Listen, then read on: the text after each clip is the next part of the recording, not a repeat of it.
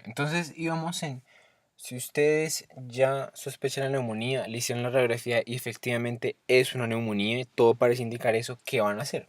Entonces hay tres preguntas que tenemos que responder. Primera, ¿dónde la vamos a manejar? ¿Qué vamos a hacer con el paciente? Dos, ¿qué le voy a pedir? ¿Le voy a pedir algo? ¿No le voy a pedir nada? ¿Es necesario? ¿En qué caso es necesario y qué hay que pedir? Y tres, ¿qué le voy a dar de manejo? Entonces, lo primero es el sitio de manejo. Y el primer mensaje que les voy a dar es que el manejo depende de muchos factores.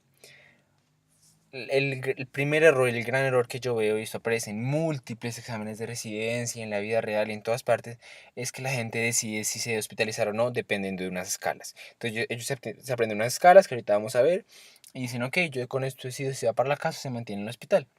Ojo, si el paciente puede tener la escala perfecta, puede estar bajo la escala mejor que cualquier otra persona. Pero si el paciente está saturado, hay que mantenerlo hospitalizado. ¿Bien? Entonces hay muchas condiciones que me hacen querer hospitalizar al paciente que no son escalas. ¿Sí? Es como la primera mensaje.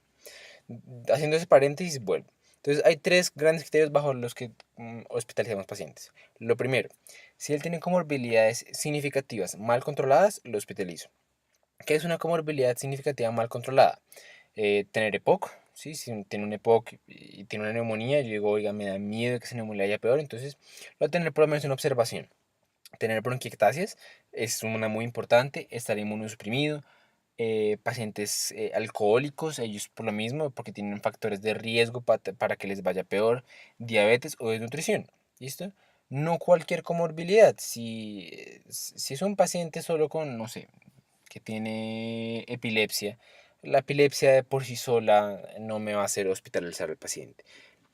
Muy diferente que el contexto de que acabamos de hablar. Falla cardíaca aplica exactamente lo mismo.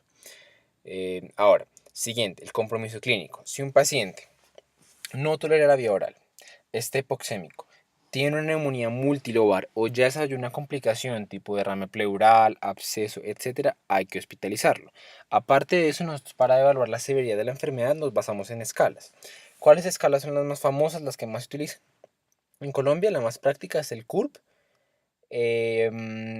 Cuando hospitalizamos a alguien, cuando tiene un CURP un puntaje de 2 a 3, ya vamos a ver qué es el CURP. La otra escala importante es el PSI. Lo mismo ya la vamos a ver y ahí utilizamos cuando es un grado 4 o 5. Aparte de las comorbilidades y el compromiso clínico, vamos a ver las condiciones sociodemográficas. Si el paciente tiene un mal cuidado, una mala red de soporte, por ejemplo, no sé, el paciente es ciego y no sabe cuidar y no sabe los medicamentos y vive solo a 6 horas de cualquier atención médica, ese paciente yo prefiero tenerlo hospitalizado por lo menos por unos días. Y lo último, si es de edad muy avanzada, yo también lo mismo, prefiero cuidarlo en el hospital. Ahora, entonces hablamos un poquito de esto y son las escalas. La escala más famosa que ustedes van a escuchar es el CURB 65. CURB es un acrónimo, hace referencia a confusión, uria, respiración, presión, pues en inglés, blood pressure, y de edad mayor de 65 años. Cada uno de estos me da un punto. Si yo tengo, y es un punto, pues por decirlo así, que es mal punto. Entonces, si yo estoy confuso, tengo un mini mental, que es un Folstein menor de 9, o el paciente está desorientado, tiene un punto ahí. Bien. Mucha gente no hace el mini mental, como que vean que el paciente ya está diciendo como bobadas o que no sabe dónde está, ya se cuenta como un punto. Si tiene un boom mayor de 19, se cuenta como un punto para la U.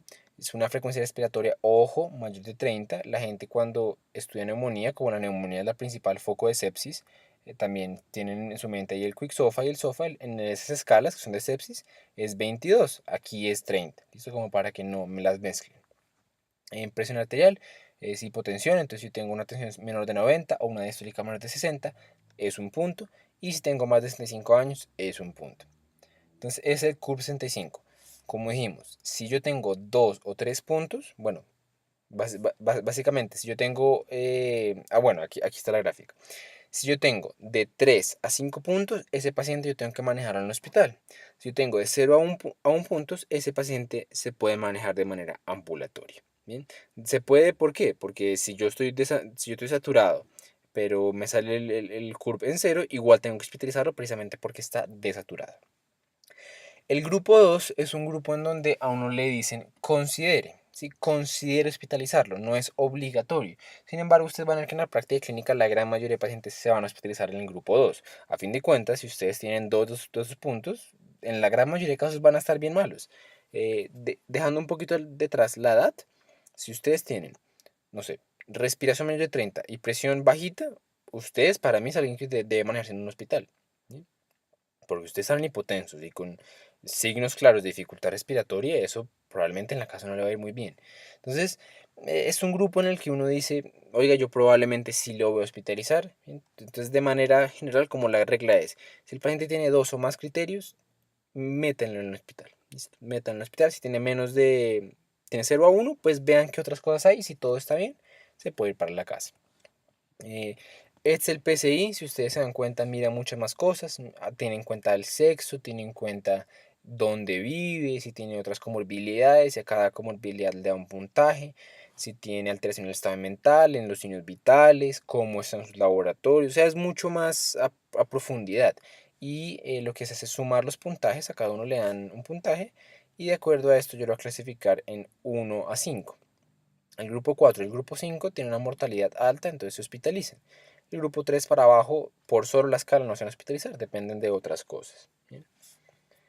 Es como la guía general. Entonces, si yo tengo un CURP 01, PSI 123 y nada más, no está saturado, no tiene neumonía multilobar, no tiene mal soporte, todo el resto está en orden, se puede manejar de manera ambulatoria con un antibiótico, usualmente en monoterapia. Si tiene un riesgo moderado, 2, bueno, hay valores si tiene otras cosas, pero en general sus pacientes se van a hospitalizar y si tiene 3 para arriba o 4 o 5 de PSI, hospitalícelo. Ahora, aquí dice UCI.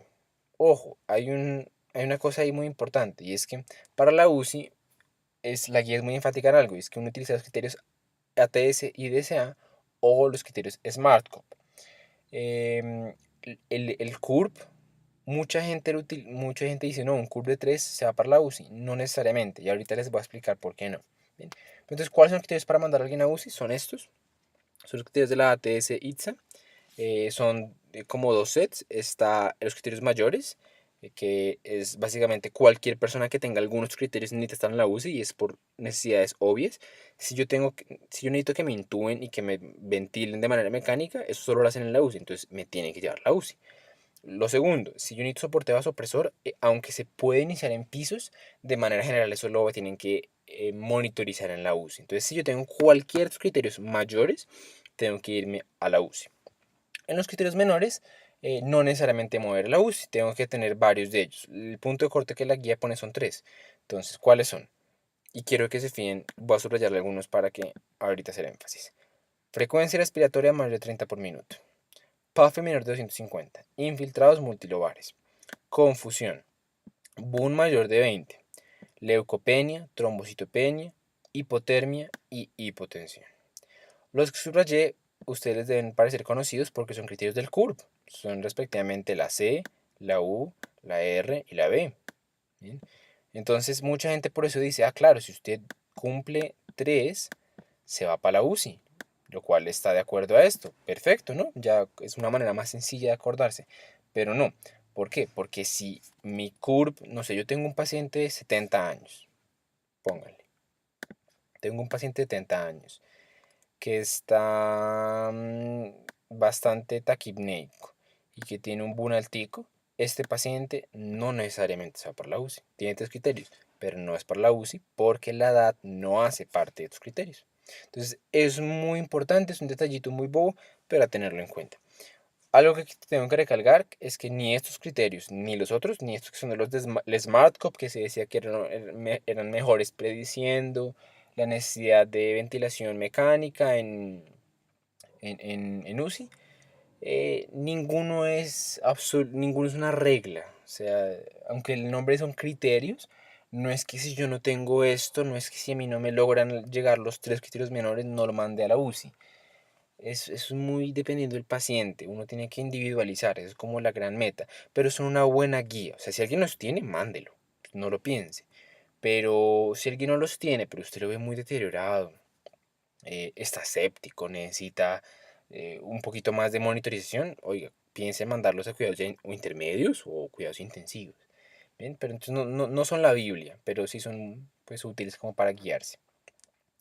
Entonces, si ustedes están bajo el grupo 1, que es básicamente los pacientes que tienen un curve de 0 a 1, básicamente ese paciente, como yo no como la clínicamente no está tan severo, especialmente si mi PCI es bajito, no tengo que evaluarle, ¿sí? No tengo que tomarle nada, no es necesario. O sea, no hay ninguna regla que me diga usted una neumonía no se puede ir sin pedir un hemograma, eso es falso. Si yo tengo mi cuadro clínico, tengo mi radiografía, pero el paciente está súper bien, ese paciente no tengo que pincharlo, ¿sí? No tengo que poner antibiótico parenteral, sea para la casa. Pero, si yo soy del grupo 2, el grupo 3 le voy a hacer exámenes. Al grupo 2 y al grupo 3 se les pide en un grupo un repertorio de exámenes parecidos. Uno, hemograma, función renal, ionograma, son para clínicos básicos, glucemia, y se le van a pedir para clínicos dirigidos a la parte infecciosa. Entonces, gramo y cultivo de esputo, no se le niega a nadie. En el del grupo 2, grupo 3, un test de influenza, que eso es dependiendo del sitio donde ustedes estén rotando, la guía lo recomienda, por eso lo puse ahí, pero no siempre se toma. Y unos hemocultivos. Al grupo 3, además de todo lo anterior, como estos pacientes están más críticamente enfermos, yo le voy a completar el panel de sepsis, que le quiero calcular el SOFA, y por eso le voy a pedir gas arteriales y un panel hepatobiliar.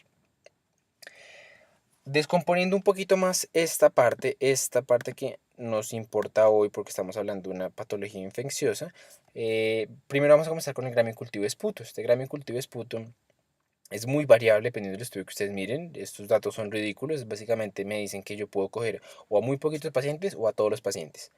Entonces no me dicen mucho. ¿Qué es lo que pasa? Si ustedes son capaces de tomar una buena muestra de esputo, eso vale oro. Eso me va a determinar la terapia, me puede dar la necesidad de ajustarla, me puede dar un antibiograma bajo el cual yo después en un segundo tiempo soy capaz de modificar el antibiótico. Pero si ustedes tomaron una muestra de esputo, que eso es más que esputo, era saliva, eso no les va a servir de nada, los pueden incluso llegar a confundir mostrándoles microbiota de la boca. Entonces, para guiarse un poquito con eso, se han creado varios criterios. Hay mucha gente que los ha intentado como promover. Los más famosos son los criterios de Murray y Washington. Pero Scott y Geckler también han dicho algunas cosas, que es como el consenso general. Si ustedes logran tener un gramicultivo, donde tener más de 25 leucocitos y menos de 10 células epiteliales, esto es muy sugestivo de que viene como tal del albotraqueo bronquial, de los pulmones, porque tiene muchos leucocitos, ¿sí? Es lo que yo espero, y tiene muy poquitas cosas del tracto respiratorio superior. O sea, no está mal, es una muestra que yo confío. Pero si ustedes están como entre la mitad de los dos, me dice, oiga, ya me comienzan a dar mis dudas. Y definitivamente, si ustedes tienen menos de 10 leucocitos y más de 25 epiteliales, esto les está hablando que básicamente es saliva. ¿Sí? Entonces, básicamente saliva, y a esa muestra no vamos a confiar, no importa lo que nos diga. De resto, usualmente cuando yo tengo una buena muestra, el patógeno que me salga, yo creo que ese es el de la neumonía, usualmente. Pero hay veces que uno tiene un poquito más de cautela. ¿Cuándo? Cuando yo tengo patógenos colonizadores. Los dos más importantes son aureus y enterobacterias, los bacilos gram negativos. Sin embargo, es lo mismo. Si yo tengo un paciente muy deteriorado que está en el hospital por 7 días y tiene cuadro neumónico, claro, y me sale una E. coli, yo no lo dudo, eso es. Sobre todo si me sale una E. coli con un crecimiento abundante. ¿Bien? Pero igual es una cosa como para tener ahí en el fondo de la cabeza. Unos patógenos que no importa mi cuadro clínico, si me salen, son culpables, son patogénicos, son los que están ahí en la derecha. Legionella, Bacillus, tuberculosis, clamidia y micoplasma. Esos patógenos no colonizan, entonces si salen, yo confío en ellos. Los hemocultivos, una prueba que se ha debatido mucho la utilidad, especialmente en pacientes del grupo 2. ¿Por qué? Porque uno, no salen positivos en la gran mayoría de pacientes, la gran mayoría de neumonías no generan bacteremia. Y lo segundo que me parece más importante es que hay artículos, hay evidencia, un poquito vieja, pero hay evidencia que cuando salen no modifican el manejo. Cuando un hemocultivo no se niega, cuando un paciente está séptico, cuando yo veo un paciente está claramente deteriorado, con un proceso neumónico, pero tiene CIRS por todas partes, un Quicksofa positivo, ese paciente yo le voy a hacer un hemocultivo, sí o sí. Pero si yo tengo un paciente con su proceso respiratorio, pero más allá de eso no mucho, un hemocultivo no necesariamente va a ser requerido. De aquí en adelante hay muchas otras pruebas que han salido en los últimos años. Hay dos que son antígenos urinarios, entonces son pruebas que nosotros tomamos en la orina buscando antígenos que se desprenden de las bacterias. Principalmente tenemos una prueba de Legionella de eso y una prueba de neumococo. Esto está acá up to date. ¿Cuándo yo debería tomar eso? Ustedes van a ver que básicamente es un paciente que está malo. Es un paciente que está en la UCI, un paciente que no le funciona la terapia antibiótica empírica o en la casa, que es alcohólico, que tiene leucopenia o una enfermedad de base importante, que tiene asplenia. Esto le da riesgo, acuérdense, de encapsulados, por eso le pido el neumococo en orina. Y ya, eso es básicamente como el paciente para pedirle estas pruebas. Aquí nos hablan de la PCR multiplex. Es una prueba de biología molecular, pues de última generación. Es medio cara. Y es una prueba que básicamente lo que hace es detectar, esos dos son los famosos paneles. Entonces cuando alguien dice, pidámosle un panel de sepsis, un panel viral, un panel respiratorio, un panel gastrointestinal, están hablando de esto. Es una PCR que corren con una muestra buscando varios patógenos frecuentes. Me identifica un montón de cosas. Esto tiene otro nombre que en este momento se me escapa un poquito. Pero básicamente es el secreto, es una PCR multiplex. Lo mismo, cuando yo la pido, cuando un paciente está deteriorado. Y ya. Ahora, los antígenos urinarios, aquí pongo un poquito la evidencia detrás de ellos. El dato que quiero que se lleven es este. Tiene una sensibilidad más o menos buena, 70-80%, una especificidad bastante buena, cercana al 96% en algunos casos. Pero no lo van a encontrar en todos los hospitales. Si lo tienen, sería buenísimo. Además que es más rápido. Eso es como algo útil. Me detecta, me dice, mire, esto es un neumococo, trátelo como neumococo y no pierda tiempo buscándole más cosas. Y lo hace más rápido que un gramicultivo de esputo. Este era el nombre que estaba buscando antes. La PCR multiplex es el famoso film array, son los paneles. Eso es básicamente lo que hacen. Ellos cogen la muestra, cogen el ADN y lo corren por PCR, identifican cuáles son los patógenos aislados, ¿no? Así se reportan usualmente, un poquito más finos en algunos hospitales. ¿Qué quiero traerles pues a colación de ellos? Es que sí, efectivamente, aumentan la tasa en la que se evidencia, en la que se documentan las infecciones, o sea, me aumentan qué tantos patógenos yo logro identificar, pero todavía no tenemos claras guías que me digan, tómelo en este caso, tómelo en el otro. Uno usualmente en pacientes de alto riesgo o que están muy comprometidos lo toma para no perder tiempo esperando el cultivo y esperando a ver cómo responde, pero no hay todavía unas guías claras que me digan, tómelo en tal caso. Por último, es un tema muy taquillero, pero cada vez más, que es cada vez un poquito más dejado en el olvido, que es la procalcitonina. La procalcitonina es una hormona que en condiciones normales se produce por solo las células parafoliculares de glandulares, básicamente tiroides y paratiroides.